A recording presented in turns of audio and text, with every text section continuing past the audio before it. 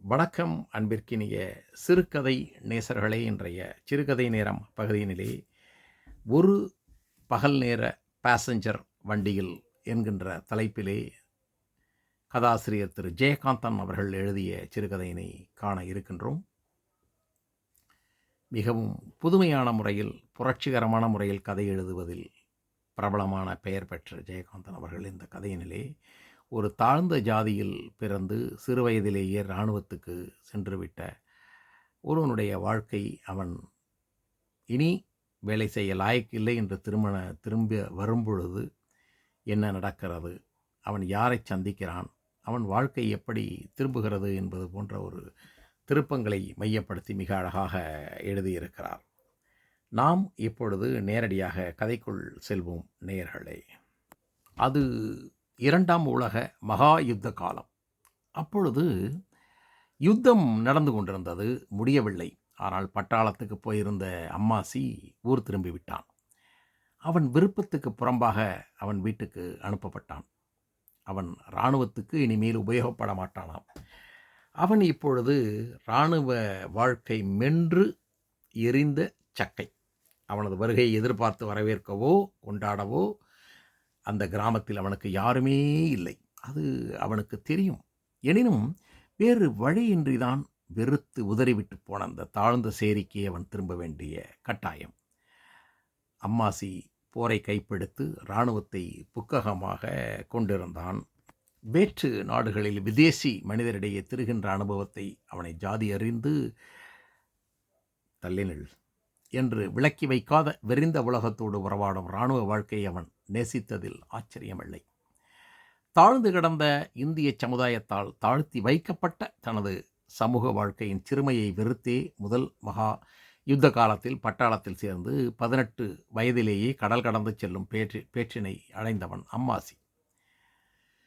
ஆயினும் சில காலம் கழிந்து யுத்தம் வென்றபின் அதே வாழ்க்கைக்கு அவன் திரும்ப அனுப்பப்பட்டான். உலகையே வலம் வந்து அவன் சேகரித்து கொடர்ந்த அறிவும் அனுபவமும் அந்த சமூகத்தினரால் ஆவென்று வாய்ப்பிழந்து கேட்டுக்கொண்டிருக்கும் மர்மக்கதைகளாகவும், பொய் என்று அவன் முதுகுக்கு பின்னால் உதட்டை பிதுக்கி கேலி செய்யும் மாய்மால பேச்சுக்களும் ஆகவே அன்று கொல்லப்பட்டது.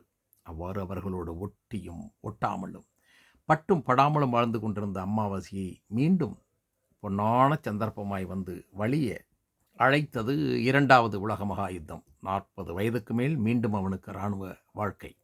இராணுவ விரைப்போடு கம்பீரமாய் புறப்பட்டு விட்டான் அம்மாசி.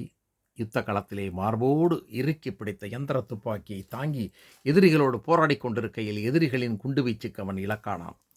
சில மாதங்கள் இராணுவ ஆஸ்பத்திரியிலே கிடந்தான். அதன் பிறகு அவன் இராணுவத்துக்கு உபயோகம் அற்றவனாக மாறிவிட்டதாக டாக்டர்கள் கூறினர். அதாவது இப்பொழுது அட்டென்ஷனில் கூட நிற்க முடியாது.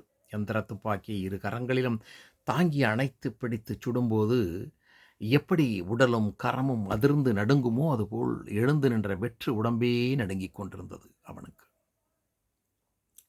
இராணுவ விரைப்போடு கம்பீரமாக ஊரை விட்டு போன அம்மாசிக்கு தலை ஆட்டம் கண்டு உடல் நடுக்கம் கொண்டு கூனி குறுகி திரும்பி வருகின்ற தன்னை சலாம் அடித்து வரவேற்க யாருமே வரமாட்டார்கள் என்று தெரியும்.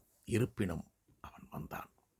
அந்த குக்கிராமத்தின் ரயில்வே ஸ்டேஷனில் பாசஞ்சர் வண்டிகள் தான் நிற்கும். அதுவும் பகல் நேர பாசஞ்சர்கள் மட்டுமே.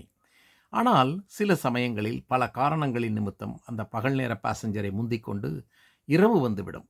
அப்படிப்பட்ட விதிவிலக்கான சமயங்களில் இரவில் அங்கு ரயில்கள் நிற்பதுண்டு.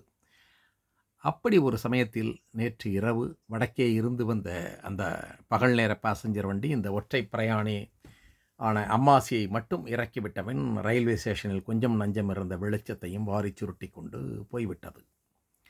உலகத்தில் இருந்தே தனிமைப்பட்டுவிட்ட ஒற்றை மனிதனாய் 4 புறமும் இருளில் சுற்றி பார்த்தவாறு அம்மாசி நின்று கொண்டிருந்தான்.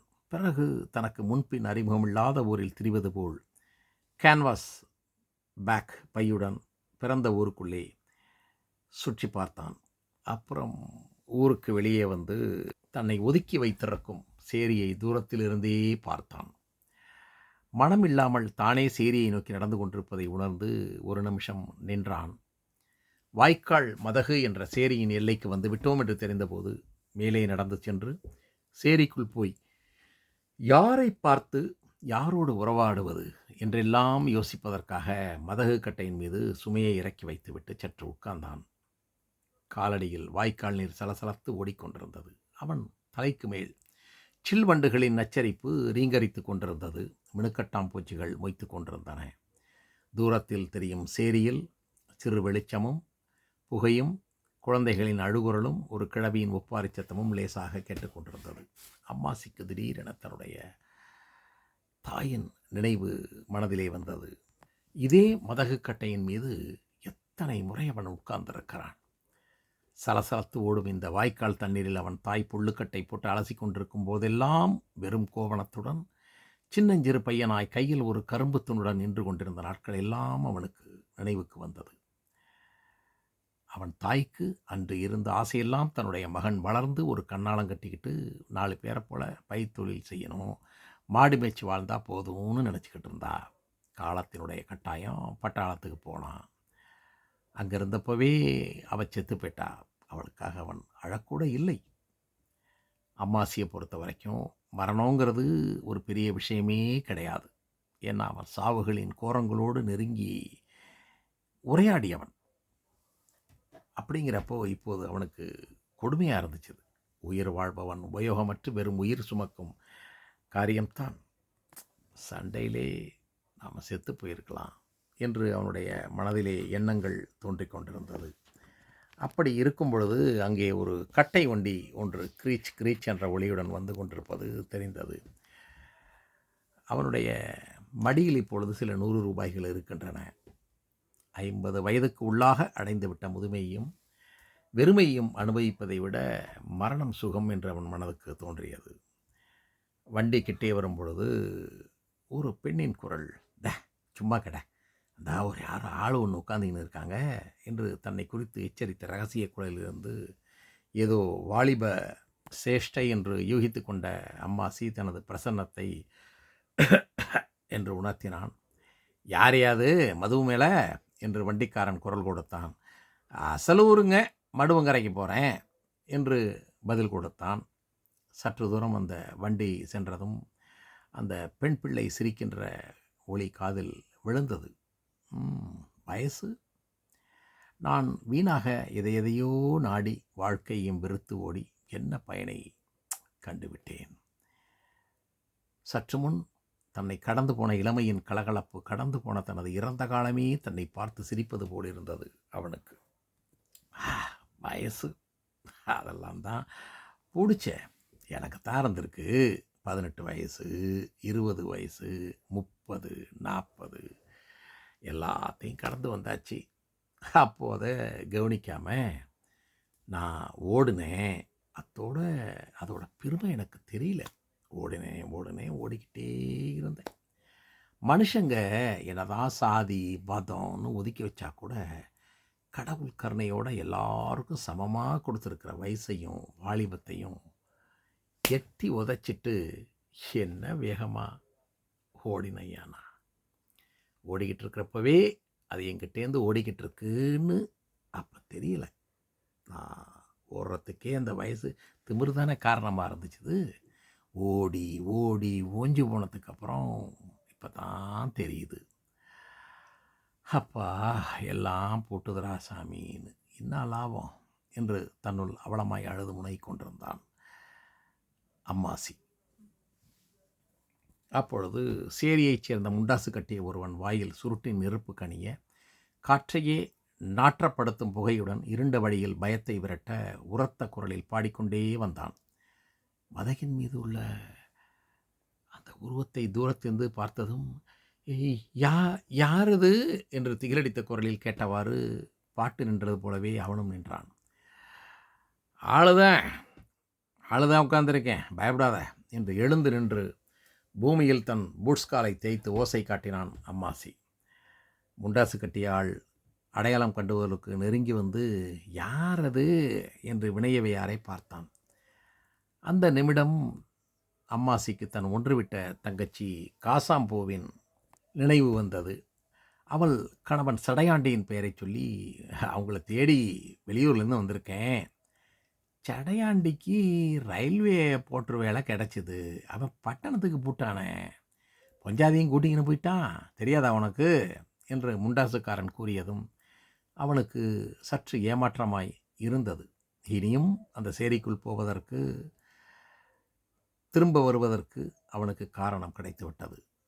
பட்டணத்தில் எங்கே இருக்காங்கன்னு தெரியுமா என்று விசாரித்தான். அட, எய்ம்பூர் ஸ்டேஷனில் தான் போட்டு வேலை செய்கிறான் நான் சடையாண்டி, போனால் பார்க்கலாம் என்று கூறிவிட்டு முண்டாசுக்காரன் சேரியை நோக்கி நடந்தான். சிறிது நேரம் வேடிக்கை பார்த்து வெறித்து பார்த்துவிட்டு கேன்வாஸ் பையை தோளில் மீது போட்டுக்கொண்டு ரயில்வே ஸ்டேஷனை நோக்கி நடக்க ஆரம்பித்தான் அம்மாசி. மறுநாள் காலை பொழுது விடிந்து வெகுநேரம் கழித்து தாமதமாக அந்த பேசஞ்சர் வண்டி வந்தது. வண்டியில் ஏறி நின்ற அம்மாசி தனது கிராமத்தை, தூரத்தில் தெரியும் சேரியை, வாய்க்கால் மதகை கண்கள் பளபளக்க வெறித்து பார்த்தான். அவனது சேரியைச் சேர்ந்த கோவனாண்டி சிறுவர்களும் மேல் சட்டை இல்லாமல் இடையில் அழுக்கு பாவாடை தரித்த கருப்பு சிறுமிகளும் அந்த கிராமத்தின் விளைபொருள்களான நுங்கு, வெற்றிலை, வெள்ளரி பிஞ்சு முதலியவற்றை விலை கூறி விற்றவாறு ரயிலின் அருகே ஓடித் திரிவதை ஒரு புன்னகையோடு பார்த்து கொண்டிருந்தான் அம்மாசி. எதையாவது வாங்கணும்னு மனசுக்கு ஆசையாக இருந்துச்சு. வெள்ளரி பிஞ்சு விற்றுக்கிட்டு இருந்த ஒரு சின்ன பொண்ணை கூப்பிட்டு, ஜவாம்மா, சட்டை பைக்குள் கையை விட்டு சில்லறையை எடுத்து கொடுக்கக்கூடிய அந்த நேரத்திலே வண்டி நகர ஆரம்பித்து விட்டது. வேறு வழியில்லை. கொஞ்சம் சில்லறையை அள்ளி அவர்களை நோக்கி வாரி வீசினான். அவர்கள் ஆர்வத்தோடு குதூகலத்தில் அள்ளி சேகரித்து கொண்டு அவர்கள் இவனை பார்த்து சந்தோஷத்தில் இவனை பார்த்து எல்லோரும் வரிசையாக நின்று சலாமைத்தார்கள். பிறந்த மண்ணுக்கே விடை கூறிக்கொள்வது போல் நடுங்கிக் கொண்டிருக்கும் தலைக்கு நேரே கரம் உயர்த்தி சலாம் வைத்தான் அம்மாசி. அவன் கண்ணிமைகளில் கண்ணீர் சிதறி பறந்திருந்தது. வண்டியில் பெரிய கூட்டமில்லை. அம்மாசியின் தலைக்கு மேல் சாமான் வைக்கும் இடத்தில் காலில் மேஜோடும் இடுப்பில் வேட்டியின் மேல் பச்சை நிற சிங்கப்பூர் பெல்ட்டும் அணிந்த ஒரு பட்டிக்காட்டு மைனர் பீடி புகைத்தவாறு படுத்திருந்தான். அவனுக்கு எதிரில் ஒரு தாய் தூங்குகின்ற பெண் குழந்தையை மடியில் கிடத்தி தானும் சாய்ந்து உறங்கிக் கொண்டிருந்தாள். அம்மாசி அவளை வெறித்து பார்த்தான். அவளது தோற்றத்திலிருந்து அவள் ஒரு இளம் பிராமண விதவை என்று தெரிந்தது. நாட்பட்ட க்ஷயரோகத்தால் அரிக்கப்பட்டு வெறும் அஸ்திக்கூடே உயிர் தரிந்து அயர்ந்தது போல் தோற்றம். அவளது தொண்டைக்குழியிலே பிராணன் துடித்து கொண்டிருந்ததும் தெரிந்தது. பட்ட மரத்தில் படர்ந்த பசுங்குடியில் ஒற்றை மலர் பூத்தது போன்று அவள் மடியில் படுத்திருந்த அந்த அழகிய பெண் குழந்தை உறக்கத்தில் முகத்தை சுருக்கி பின் மலர்ந்து சிரித்தது. ரயிலின் மெதுவான ஓட்டத்தின் போது ஏறிய டிக்கெட் பரிசோதகர் ஒரு சிகரெட்டை வாசலிலேயே புகைத்து வீசிவிட்டு அம்மாசியின் அருகில் வந்து அமர்ந்தார். பக்கத்து ஸ்டேஷனை வண்டி நெருங்கி கொண்டிருப்பதை பார்த்து மைனரை பார்த்து டிக்கெட் டிக்கெட் என்றார். அம்மாசியும் தனது டிக்கெட்டை துழாவி எடுத்தான். வாங்கி பார்த்துவிட்டு பின்பக்கம் கையெழுத்து போட்டு கொடுத்தார். அந்த பிராமண விதவையை பார்த்து எழுப்புவதற்காக பென்சிலால் பலகையில் தட்டினார் டிக்கெட் பரிசோதகர். அந்த தாய் எவ்வளவு கஷ்டம், உடல் வேதனையோடு இருந்தாலோ, உயிரின் பசையற்ற தனது வறண்ட விடிகளை நிமிர்ந்து பார்த்தாள். அம்மா, இந்தாங்க டிக்கெட் கேட்குறார் பாருங்க என்று கனிவோடு அவளை எழுப்பினான் அம்மாசி. நிமிர்ந்து உட்கார முடியாமல் அப்படியே வெடித்து பார்த்த அவள், டிக்கெட்டா என்று ஈனசுரத்தில் முனகினாள். என்னம்மா, டிக்கெட் இல்லையா? வர்ற ஸ்டேஷனில் இறங்கி போயிடுமா என்று நிர்தாட்சியமாக சொல்லிவிட்டு வேறுபுறம் திரும்பி வெளியே எட்டி பார்த்தார் டிக்கெட் பரிசோதகர். அம்மாசி அவளது பரிதாபத்தை ஆழ்ந்த சிந்தனையோடு கூர்ந்து பார்த்து கொண்டிருந்தான். அடுத்த ஸ்டேஷன் நெருங்கி கொண்டிருந்தது. அவள் மிகவும் பிரயாசைப்பட்டு எழுந்திருக்க முயன்றபோது மடியில் படுத்திருந்த 2 வயது குழந்தை கண்களை கசக்கி கொண்டு பசியினாலும் தூக்கம் கலைந்த எரிச்சலினாலும் அழுதது. அம்மா, எவ்வளோ தூரம்மா நீங்கள் போகணும் என்று அம்மாவாசி அவளை விசாரித்தான். நாங்கள் பட்டணத்துக்கு போகணுயா என்று அவலமாக பெருமூச்சு எறிந்தாள் அந்த தாய். சார், பட்டணத்துக்கு ஒரு டிக்கெட்டு போட்டு கொடுங்க, நான் பணம் தர்றேன் என்றவாறு தன் தோல் பர்ஸை எடுத்து அதிலிருந்து பணம் கொடுத்தான் அம்மாசி. டிக்கெட் பரிசோதகர் அவனது பெருந்தன்மையை பாராட்டுவது போல் ஒரு சிரிப்பு சிரித்துவிட்டு ரசீது எழுதி கொடுத்தார். அந்த விதவை பெண் அம்மாசியை பார்த்து, உங்கள் குழந்தை குட்டியெல்லாம் தீர்க்காயுசா இருக்கணும்யா என்று குச்சாய் விரல்களோடு கும்பிட்டாள். தூக்கம் களைந்து அழுத குழந்தை மீண்டும் தாயின் மடியில் முகம் புதைத்து கொண்டது. அந்த வாழ்த்துக்களை கேட்டு ஒரு வினாடி யோசித்து தலைகுனிந்து உள்ளூரச் சிரித்து கொண்டான் அம்மாசி. டிக்கெட் பரிசோதகர் அந்த புறம் இறங்கியதும் மறுபுறத்தில் இருந்து ஒரு கிழட்டு பிச்சைக்காரனும் அவனது மனைவியும் ஏறி உள்ளே வந்தார்கள். பிச்சைக்கார தம்பதிகள் பெஞ்சுகளில் இடமிருந்தும் கையில் டிக்கெட் இல்லாத காரணத்தினாலே பிரயாணம் செய்யவே உரிமை அற்றவர்களான தாங்கள் பெஞ்சின் மீது உட்காரக்கூடாது என்ற ஒரு உணர்வோடு ஒரு மூலையில் முழங்கால்களை கட்டிக்கொண்டு உட்கார்ந்தார்கள். அந்த பிச்சைக்காரன் தன் கையில் இருந்த கம்பை ஓரமாக வைத்துவிட்டு மடியில் இருந்த அந்த வேர்க்கடலையை எடுத்து மனைவிக்கும் பாதி கொடுத்துவிட்டு தின்ன ஆரம்பித்தான். இப்பொழுது ஒரு பெரிய ஜங்ஷனில் பாசஞ்சர் வண்டி நின்றது. மயங்கி கிடந்த தாயின் மடியில் படுத்திருந்த குழந்தை விழிப்புற்று மலர்ந்து திறந்த வழிகளோடு வெளியே பார்த்தாள். பிஸ்கட்டுகள் நிறைந்த தட்டுடன் ஜன்னல் அருகே நின்றிருந்தவனை பார்த்ததும் தாயின் கன்னத்தை நிண்டினாள். அப்பிச்சிமா, அப்பிச்சி என்று வெளியே கையை காட்டி குழந்தை அழுதாள். குழந்தைக்கு ஏதாவது வாங்கி தரலாம் என்று எண்ணிய அம்மாசி தனது பிறப்பையும் அவர்கள் குலத்தையும் எண்ணி தயங்கியவாறே குழந்தையை பார்த்து புன்னகையை காட்டினான். குழந்தை அவன் முகத்தை பார்த்தவாறு அப்பிச்சி அப்பிச்சி என்று உரத்த குரலில் அழுதது. நினைவு திரும்பிய தாய் கண் விழித்தாள். அம்மா, குழந்தை அழுகுதுங்க, ஏதாவது நான் வாங்கி தரட்டுங்களா என்று வினயமாகவும் அன்போடும் கேட்டான் அம்மாசி. அவள் கலங்கிய கண்களோடு பார்வையாலே தன் சம்மதத்தை தெரிவித்தாள். அம்மாவாசி வண்டியிலிருந்து இறங்கி பிளாட்பாரத்தில் இருந்த ஸ்டாலுக்கு சென்று பன்னும் கப் பாலும் வாங்கினான். ஏதோ நினைத்து கொண்டவன் போல இன்னொரு கப்பு பாலும் இன்னொரு பன்னும் கேட்டான். காகிதத்தில் சுற்றிய 2 பன்களையும் கோட்டுப்பைக்குள் வைத்து கொண்டு நடுங்குகின்ற கைகளில் 2 வடாக்களை ஏந்தியவாறு அவன் ரயில் பெட்டியை நோக்கி நடந்து வந்தான். பார்க்கிறவர்களுக்கு இந்த தள்ளாத உடம்போடு இவன் ஏன் இவ்வளவு சிரமப்படுகிறான் என்று தோன்றலாம். அவனுக்கு அல்லவா தெரியும் பிறருக்காக படுகின்ற சிரமத்தினுடைய சுகம். குழந்தையிடம் ஒரு பன்னை எடுத்து புன்னகையோடு நீட்டினான். குழந்தை ஆர்வத்தோடு தாவி வாங்கி 2 கைகளிலும் வைத்துக்கொண்டு பன்னை கடித்தாள். கண்களை திறந்த அந்த தாய் அவனை பார்த்தாள். தயக்கத்தோடு அவளிடம், இந்தாங்கம்மா, பன்னு சாப்பிடுங்கம்மா என்று கொடுத்தான். வேணாங்க ஐயா, வேணாம் என்று தலையசைத்தாள். அம்மா, இந்த இந்த பாலையாவது கொஞ்சம் குடிங்கம்மா, ரொம்ப களைப்பாக இருக்கீங்களே என்று அந்த பாலை மெதுவாக ஆற்றி அவளிடம் கொடுத்தான். அவளும் நடுங்குகின்ற கைகளால் அதை வாங்கி தனியாத தாகம் கொண்டவள் போல் ஒரே மூச்சில் மடக் மடக்கென்று குடித்தாள். வட்டாவில் இருந்த பாலை கொஞ்சம் கொஞ்சமாய் டம்ளரில் வார்த்து கொண்டிருந்தான் அம்மாசி.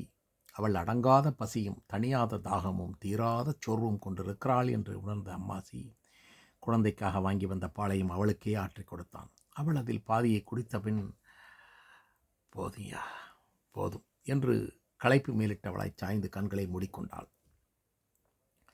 குழந்தை தன்னுடைய தாயை தொந்தரவு செய்யாமல் இருக்கும் பொருட்டு அவளை தூக்கி தன் அருகே உட்கார வைத்து கொண்டு பன்னை பீத்து பாலில் நனைத்து ஊட்டினான் அம்மாசி. குழந்தை ரொம்ப சொந்தத்தோடு அவன் மடியில் ஏறி உட்கார்ந்து சாப்பிட்டாள். பிறகு குழந்தையை தூக்கி கொண்டு பால் டம்ளர்களை கொண்டு கொடுத்த பின் ஸ்டாலிலேயே ஒரு கப் பால் வாங்கி குழந்தைக்கு புகட்டினான். தானும் ஒரு கப் டீ வாங்கி கொடுத்தான். குழந்தை அவனோடு வெகுநாள் பழகியது போல விளையாடினாள். விளையாட்டு பொம்மை ஒன்று அவளுக்கு வாங்கி கொடுத்தான். அழுத்தினாள். கிரீச் கிரீச் என்று கத்தக்கூடிய அந்த வாத்து பொம்மையை வைத்து கொண்டு குழந்தை அமர்க்களமாக சிரித்தாள். அம்மாசியும் உலகையே மறந்து குழந்தையின் விளையாட்டோடு ஒன்றி கலந்திருந்த போது வண்டி புறப்படுவதற்கான மணி அடித்தது. குழந்தையோடு வேகமாய் ஓடி வண்டியில் ஏறினான் அம்மாசி. அவனுக்கு வாலிபம் திரும்பியது போல் உற்சாகம் மிகுந்திருந்தது போல். வண்டி நிதானமாக புறப்பட்டது. பசி நீங்கிய தெம்பிலும் விளையாட்டு பொம்மை கிடைத்த குதூகலத்திலும் அந்த முகமறியாத புதிய மனிதனுடைய மடியில் முகத்தை புதைத்து அவன் மோவாயை பிடித்து இழுத்து சிரித்து விளையாடி கொண்டிருந்தது குழந்தை. தன்னுடைய குழந்தையை பார்த்து புன்னகைத்தாள் அந்த தாய். அம்மாசி அவளோடு, அம்மா, பட்டணத்தில் எங்கம்மா போகிறீங்க? அவள் அதற்கு பதில் சொல்லும் முன் அவளமாய் பெருமூச்சு எறிந்தாள். வியர்வை துடைத்து கொண்டே பலகீனமான குரலில் பேச ஆரம்பித்தாள். பட்டணத்தில் தெரிஞ்சவா இருக்கா? என் சிநேகிதி ஒருத்தி எப்போவோ ஒரு தடவை ஊருக்கு வந்தப்போ நுங்கம்பாக்கத்திலே இருக்கும்னு சொன்னான். அட்ரஸும் சரியாக தெரியலே. அவ்வளோ பெரிய ஊரில் போய் நான் எங்கே தேடுறதுன்னு நினச்சொண்டு இருந்தேன். ஆனால் இப்போது போய் சேரவே மாட்டோமோன்னு மனசிலே பயமாக இருக்குது என்று சொல்லும் பொழுதே அவளுக்கு தொண்டை அடைத்து கண்களில் கண்ணீர் வழிந்தது. ஏம்மா அப்படி சொல்கிறீங்க? நீங்கள் எங்கே போகணுமோ அங்கே உங்களை கொண்டு போய் நான் சேர்த்துறேன் என்று தைரியம் தந்தான் அம்மாசி. அவனது நல்ல தன்மைகளை மனதிற்குள் பாராட்டியவாறே தாயின் மனம் தான் நிராதரவாய் தவிக்க விட்டுவிடப் போகும் குழந்தையை பார்த்து குடைந்தது. அவள் திடீரென்று அவனிடம் பேசினாள். ஐயா, நீங்கள் யாருன்னே தெரியலே, தெய்வந்தான் உங்களை அனுப்பிச்சிருக்கோன்னு தோணுது. இந்த நிமிஷம் எனக்கு ஆதரவு, சொந்தக்காரன், உடன் பிறந்த சகோதரன் எல்லாமே நீங்கள் தான். இந்த வார்த்தைகளை கேட்டு அம்மாசி மெய்ச்சிலிர்த்தான். அப்பொழுது தாயின் நினைவே இல்லாத அந்த குழந்தை அந்த வாத்து பொம்மையை அவன் காதருகே அழுத்தி ஓசைப்படுத்தினாள். அவன் தலையை ஆட்டிக்கொண்டு சப்தம் பொறுக்காதவன் போல் காதை பொத்திக் கொள்வதைக் கண்டு குலுங்க குலுங்க சிரித்து மகிழ்ந்தாள் அந்த குழந்தை. குழந்தையோடு விளையாடி கொண்டிருந்த அம்மாசியை அந்த தாயின் பார்க்கை தீர்க்கமாக அளந்து பார்த்தது. அம்மாசி அவள் தன்னிடம் என்னவோ சொல்லி ஆறுதல் பெறவோ, எதையோ கேட்டு உதவி பெறவோ எண்ணி தவிக்கிறாள் என்று உணர்ந்து அதை தர அந்த உதவியை செய்ய சித்தமானவன் போன்று அவள் முகத்தையே கனிவோடு பார்த்து கொண்டிருந்தான். அந்த குழந்தையோ அவனிடம் இதுவரை யாருமே காட்டாத பாசத்துடன் மடி மீது ஏறி சட்டையை பிடித்து இழுத்து அவன் இருதயத்தையே தன் பால் ஈர்த்து கொண்டிருந்தது. குழந்தையின் தாய் மீண்டும் அவனிடம் பேச ஆரம்பித்தாள். ஐயா, எனக்கு யாருமே ஒருத்தருமே நாதி கிடையாது ஐயா என்று விம்மி அழுதாள். சற்று நேரம் தாரை தாரையாய் கண்ணீர் வடித்து அழுதவின் கம்மி போன குரலில் பேசினாள். போன வருஷம் அவள் பிறந்த ஒரு வருஷத்துக்குள்ளேயே பெத்தவரை எடுத்து தின்னுட்டா என்று அவள் அங்கலாய்த்த போது அம்மாசி குழந்தை மார்போடு அணைத்து கொண்டான். ஏம்மா குழந்தையை திட்டுறீங்க என்று அவன் கேட்டபோது அவளும் முகத்தை கவிழ்த்து கொண்டு முனகினாள். பாவம், அந்த சிச்சு என்ன பண்ணும்? அவருக்கும் சாகிற உடம்பு தான். கல்யாணத்தப்பவே அவருக்கு வயசு 50க்கு மேலே. எங்கள் அப்பா ஏழை, வரதட்சணைக்கு வழி இல்லாமல் 3ஆம் தாரமாக கட்டி வச்சார். அடுத்த வருஷம் எங்கள் அப்பாவும் போயிட்டார். அப்பா தங்கமாக தான் என்னை வச்சுருந்தார். தெய்வத்துக்கே பொறுக்கலை, கண்ணை விஞ்சு போன தெய்வம் என்று அவள் பல்லை கடித்து கொண்டு திட்டினாள். அவள் மூக்கை சிந்திக்கொண்டே பேசினாள். அப்பாவுக்கு ஹோட்டலில் வேலை, அவருக்கு க்ஷயரோகம் வந்துடுத்து. அப்புறம் வேலைக்கு யாரும் வச்சுக்க மாட்டேன்னுட்டா. 4 குழந்தைங்களை பெற்றேன், ஒன்றொன்னா வளர்த்து வாரி கொடுத்துட்டேன். கடைசியில் இவளும் இல்லைன்னா எங்கேயாவது ஆறோ குளமோ பார்த்து விழுந்து என்னோட பிராணனை விட்டுடுவேன். என்ன பண்ணுறது? தாங்க முடியலையா. இந்த நோயோட இம்சை இருக்கே, தாங்க முடியல. இனிமே பிழைக்கிறதாவது கொஞ்சம் கொஞ்சமாக வதப்பட்டு சாகிறத விட ஒரேடியாக போயிடலான்னு பார்த்தா அந்த குழந்தை நேக்கு ஒரு கழுத்திருப்பு. அவரால் எனக்கு கிடைச்ச சம்பத்தை பார்த்தீங்களா?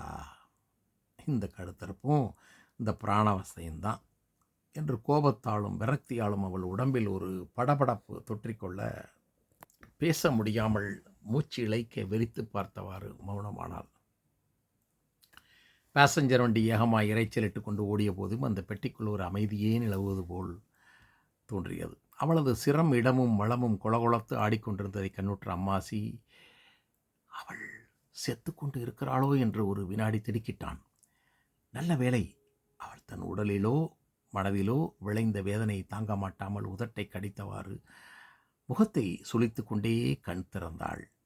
ஒரு கைத்து போன சிரிப்புடன், பொன்ஜென்மம் எடுக்கவே கூடாது. அப்படி பொண்ணா பிறந்தாலும் ஏழையா பிறக்கப்படாது என்று சொல்லிவிட்டு யோசித்து தான் சொன்னதை மறுப்பது போல் தலையை ஆட்டிக்கொண்டாள். ஏழையா பிறந்தா தான் என்ன? நீங்கள் என்ன ஜாதியோ என்ன குலமோ உங்கள் வாழ ஏழையா பிறந்த பொண்ணுகளும் ஏதோ அவளுக்கு ஏற்ற மாதிரி சந்தோஷமாக வாழ்கிறா இல்லையா? பொண்ணா பிறந்தாலும் ஏழையா பிறந்தாலும் எங்கள் ஜாதியில் மாத்திரம் பிறக்கப்படாதுயா, அதை விட சேரியில் கூட பிறந்துடலாம் என்று அவள் சொல்லி கொண்டிருந்த போது அம்மாசியின் நினைவில் நேற்று கட்டை வண்டியில் இருளில் சென்ற சேரிப்பெண்ணின் எக்காளச் சிரிப்பு எதிரொலித்தது. என்ன பாவம் பண்ணணும், பொண்ணா பிறந்து ஒரு பொண்ணையும் பெற்று வச்சிருக்கேன், இது என்னென்ன படப்போகிறதோன்னு தெரியலையே என்று கண்கலங்க அவள் பெருமூச்சு எறிந்தபோது அம்மாசி தன் மடியில் கிடந்த குழந்தையின் மிருதுவான கேசத்தை வருடியவாறு கூறினான். அம்மா, நீங்கள் வாழ்ந்த காலம் மாதிரியே இந்த பொண்ணு வாழப்போகிற காலமும் இருந்துருமாம்மா? ஏன் அப்படி நினைக்கிறீங்க? காலத்தை சொன்னால் போருமா ஐயா, மனுஷா பண்ணுற அக்கிரமத்துக்கு. நான் கிராமத்தில் பிறந்தவே, டவுனுக்கு வந்த அப்புறம் ஜாதியும் ஆச்சாரமும் அர்த்தமில்லாதுன்னு நன்னா மனசுக்கு தெரியறது. யார் தைரியமாக விடுறா சொல்லுங்கோ?